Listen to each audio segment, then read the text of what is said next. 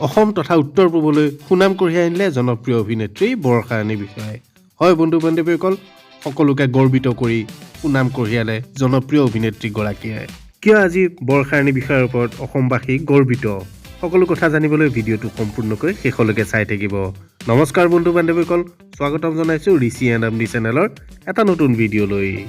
ভিডিঅ'ৰ পৰৱৰ্তী অংশলৈ যোৱাৰ আগতে সকলোকে অনুৰোধ কৰোঁ, নতুন নতুন খবৰৰ বাবে ঋষি এণ্ড আমনি চেনেলটো যাতে ছাবস্ক্ৰাইব কৰি দিবলৈ কোনেও নাপাহৰে। এতিয়া চাওঁ আহক আজি অসমবাসী বৰ্ষা ৰাণীৰ বিষয়ৰ ওপৰত কিয় গৰ্বিত।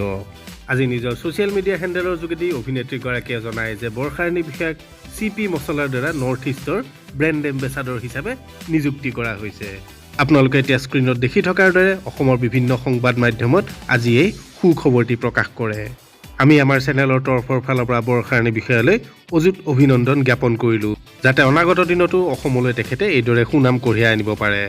বৰ্ষা ৰাণী বিষয়ক ভাল পোৱাসকলে ভিডিঅ'টো যিমান পাৰে সিমান শ্বেয়াৰ কৰি দিব আৰু লগতে এটা লাইক কৰি দিব।